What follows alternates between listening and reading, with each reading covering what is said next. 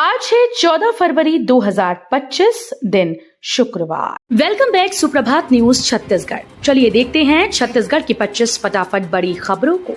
इससे पहले न्यूज को आप कहां से देख रहे हैं कमेंट बॉक्स में हमें जरूर बताएं, साथ ही वीडियो को लाइक करें।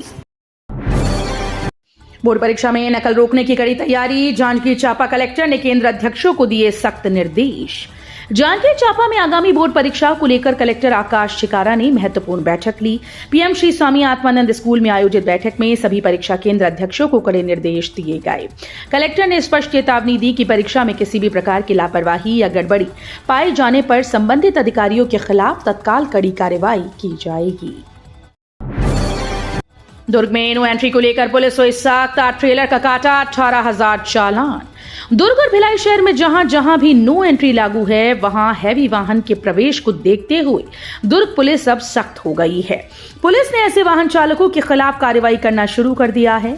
एक ही दिन में ट्रैफिक पुलिस ने भारतमाला परियोजना के लिए फ्लाई ऐश लेकर जाने वाले 8 भारी वाहनों का 18,000 रुपए का चालान काटा है। दुर्ग ट्रैफिक एएसपी ऋचा मिश्रा ने बताया कि शहर में कुछ स्थानों पर दुर्घटना की आशंका और बढ़ती भीड़ को देखते हुए नो एंट्री लागू की गई। मतगणना की तैयारी जारी, 3 राउंड में होगी गिनती। 11:30 बजे तक हार जीत का फैसला। 11 फरवरी को हुए मतदान के बाद अब राजनीतिक दलों के साथ ही शहर के मतदाताओं को परिणाम का बेसब्री से इंतजार है। शहरी सत्ता पर कौन काबिज होगा, इसे लेकर शहर में चर्चा शुरू हो गई है। लोग अपने स्तर पर तरह तरह के कयास लगा रहे हैं। इधर प्रशासन की ओर से मतगणना की तैयारियां शुरू कर दी गई। कृषि उपज मंडी में बनाए गए स्ट्रांग रूम में सभी ईवीएम रखे गए हैं।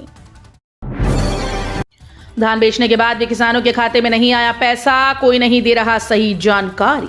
छत्तीसगढ़ के बालोद जिले में समर्थन मूल्य के तहत 17 से 31 जनवरी तक धान बेचने वाले किसानों का पैसा अब तक उनके खाते में नहीं आया। इससे किसान परेशान हैं। किसानों ने इसकी शिकायत जिला पंचायत क्षेत्र क्रमांक 2 की प्रत्याशी संध्या भारद्वाज से की। उन्होंने विभागीय अधिकारियों से बात की और 2 दिन में पूरी डालने का आश्वासन दिया। जल जीवन मिशन के बाद मल्टी विलेज प्रोजेक्ट योजना भी फेल, आने वाली गर्मी तक नहीं मिलेगी सुविधा। छत्तीसगढ़ के जांजगीर चांपा जिले में 600 करोड़ की जल जीवन मिशन योजना का हाल बेहाल है। अब मल्टी विलेज योजना भी ठंडे बस्ते में जाती दिखाई पड़ रही है। योजना की शुरुआत जून 2024 में की गई, लेकिन अब तक योजना पूरी तरह से मूर्त रूप नहीं ले पाई। इससे गांव में पानी की समस्या दूर होना तो दूर, एक बूंद भी योजना के तहत पानी नहीं मिल पाएगा। छत्तीसगढ़ सीएम ने विधायकों संघ महाकुंभ में लगाई डुबकी। छत्तीसगढ़ के मुख्यमंत्री भूपेश बघेल, राज्यपाल, विधानसभा अध्यक्ष, मंत्री और विधायक समेत 166 लोगों ने गुरुवार को प्रयागराज महाकुंभ में डुबकी लगाई। मुख्यमंत्री ने छत्तीसगढ़ की जनता की खुशहाली के लिए प्रार्थना की और उत्तर प्रदेश के मुख्यमंत्री योगी आदित्यनाथ और उनकी सरकार को महाकुंभ की व्यवस्थाओं के लिए बधाई दी। सर्विलांस जोन में होगी मुर्गी और अंडों की बिक्री। रायगढ़ में बर्ड फ्लू की पुष्टि के बाद लगा था प्रतिबंध। छत्तीसगढ़ के रायगढ़ में सरकारी पोल्ट्री फार्म में बर्ड फ्लू की पुष्टि होने के बाद से पोल्ट्री उत्पादों की बिक्री पर प्रतिबंध लगा था। 0 से 1 किलोमीटर तक इन्फेक्टेड और 1 से 10 किलोमीटर तक सर्विलांस जोन घोषित किया गया था, लेकिन पोल्ट्री फार्म को डिसइंफेक्ट कर सैनिटाइजेशन सर्टिफिकेट जारी करने के बाद अब सर्विलांस जोन में पोल्ट्री उत्पाद की बिक्री हो सकेगी। चक्रधर नगर शासकीय पोल्ट्री फार्म की साफ सफाई और डिसइंफेक्शन की प्रक्रिया पूरी होने के बाद पशुपालन विभाग द्वारा सैनिटाइजेशन सर्टिफिकेट जारी किया गया है। छत्तीसगढ़ में 2 से 4 डिग्री तक लुढ़केगा रात और दिन का पारा।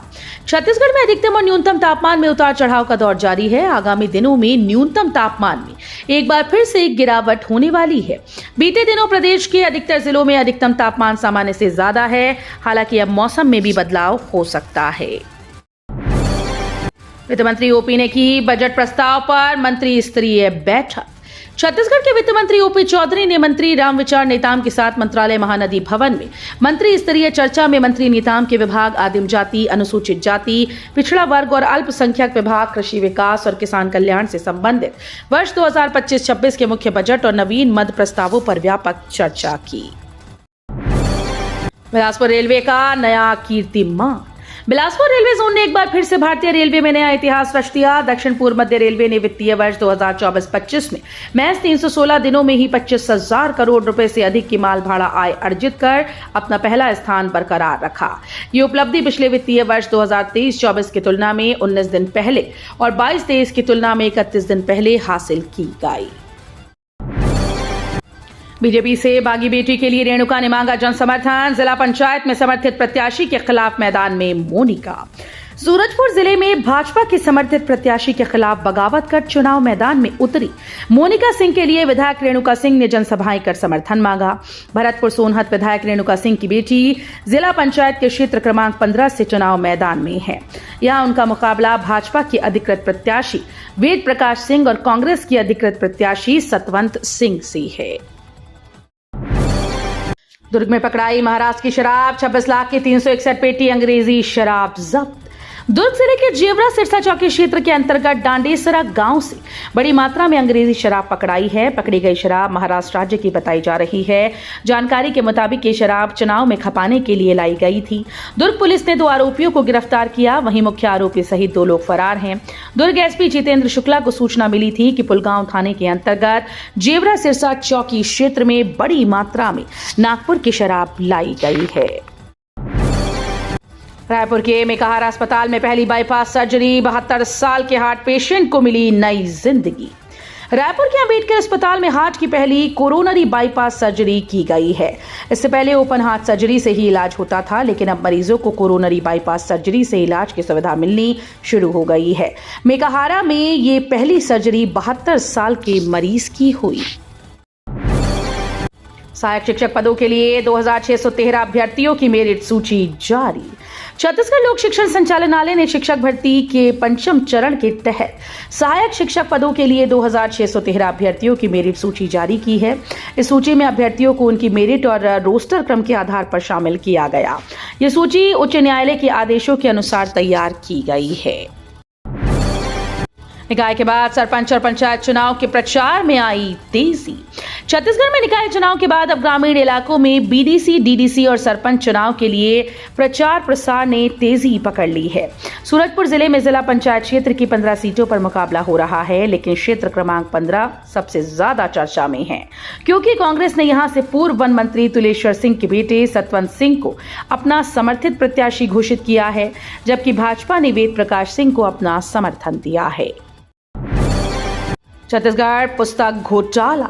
छत्तीसगढ़ में पुस्तक घोटाला मामले की जांच पूर्ण हो गई है। अपर मुख्य सचिव रेणु पिल्ले ने 1045 पेज की जांच रिपोर्ट सरकार को सौंप दी।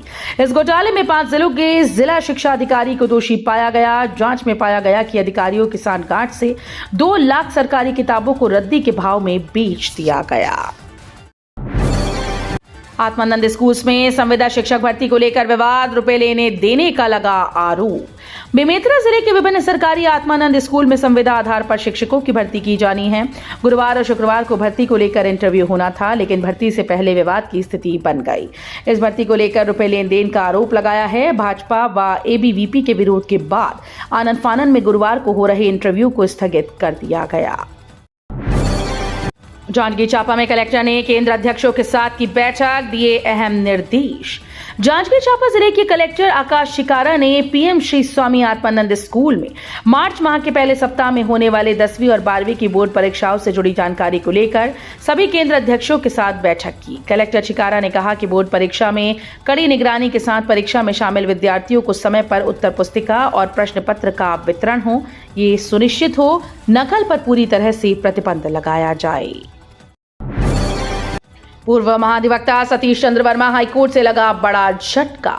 पूर्व महाधिवक्ता सतीश चंद्र वर्मा को निचली अदालत के बाद अब हाईकोर्ट से भी बड़ा झटका लगा है। कोर्ट ने पूर्व महाधिवक्ता की अग्रिम जमानत अर्जी खारिज कर दी। एसीबी ईओडब्ल्यू द्वारा दर्ज नई एफआईआर मामले में पूर्व महाधिवक्ता ने अग्रिम जमानत अर्जी लगाई थी। महिला बाल विकास विभाग ने रोका नाबालिग बालिका का विवाह। छत्तीसगढ़ में एक बार फिर से बाल विवाह का मामला सामने आया। जांजगीर चांपा जिले में एक नाबालिग बालिका का विवाह रोका गया। पूरा मामला विकासखंड बलौदा के ग्राम बुड़गहन का है, जहां महिला एवं बाल विकास विभाग और पुलिस टीम ने एक नाबालिग बालिका का विवाह रोका। बाल विवाह की सूचना मिलने पर जिला कार्यक्रम अधिकारी महिला एवं बाल विकास अनीता अग्रवाल और जिला बाल संरक्षण अधिकारी गजेंद्र सिंह जायसवाल के नेतृत्व में एक टीम गठित की गई। त्रिस्तरीय पंचायत चुनाव की तैयारियां जोरों पर। सोनहत में 51 मतदान दलों को दिया गया प्रशिक्षण। मनेन्द्रगढ़, चिरमिरी, भरतपुर जिले में त्रिस्तरीय पंचायत चुनाव की तैयारियां चल रही हैं। सोनहत के सेजस हायर सेकेंडरी स्कूल में मतदान दलों और पीठासीन अधिकारियों को विशेष प्रशिक्षण दिया गया। कुल 51 मतदान दलों को चुनाव संबंधी आवश्यक सामग्री और महत्वपूर्ण जानकारियां प्रदान की गई। महाकुंभ में छत्तीसगढ़ पवेलियन में अब तक 25,000 से अधिक श्रद्धालु उठा चुके लाभ। प्रयागराज महाकुंभ 2025 में छत्तीसगढ़ सरकार ने अपने प्रदेशवासियों की सुविधा के लिए विशेष सेवा केंद्र स्थापित किया, जिससे उन्हें किसी भी प्रकार की असुविधा का सामना न करना पड़े। सीएम साई की पहल पर प्रयागराज महाकुंभ में छत्तीसगढ़ पवेलियन की स्थापना की गई, जहां राज्य से आने वाले श्रद्धालुओं के लिए निःशुल्क ठहरने और भोजन की उत्तम व्यवस्था उपलब्ध कराई गई। अरपा नदी को प्रदूषण मुक्त करने की पहल। बिलासपुर नगर निगम की 47 करोड़ की योजना। बिलासपुर के जीवनदायिनी अरपा नदी को प्रदूषण मुक्त बनाने के लिए नगर निगम ने एक योजना तैयार की। 47 करोड़ रुपए की इस योजना के तहत शहर से नदी में मिलने वाले 70 नाले और नालियों के पानी की सफाई की जाएगी। नगर निगम कमिश्नर अमित कुमार ने बताया कि पुणे की कंपनी ब्लू स्ट्रीम से स्टेज 1 का डीपीआर तैयार कराया गया है। छत्तीसगढ़ निकाय चुनाव में कहीं 52 तो कहीं 82% मतदान। छत्तीसगढ़ में हुए नगरीय निकाय चुनाव में वोटिंग परसेंटेज में काफी अंतर देखने को मिला। यह अंतर छोटी और बड़ी नगर पंचायत और नगर पालिकाओं में देखने को मिले। राज्य के मुख्यमंत्री भूपेश बघेल ने इसके पीछे की कई वजह गिनाई। उन्होंने इसके लिए सबसे बड़ी गड़बड़ी परिसीमन में होना बताया। सीएम बघेल ने कहा कि हमारे जो छोटे नगर पंचायत और नगर पालिका हैं, वहां मतदान 78, 80 और करीब 82% तक हुआ है। सूरजपुर में आईटीआई को मिली डिजिटल मजबूती। सूरजपुर जिले के 3 औद्योगिक प्रशिक्षण संस्थानों में डिजिटल शिक्षा को बढ़ावा देने के लिए एक महत्वपूर्ण पहल की गई। South eastern coalfields limited Vishrampur ने अपनी कॉर्पोरेट सोशल रिस्पॉन्सिबिलिटी के तहत 21 कंप्यूटर सेट प्रदान किए।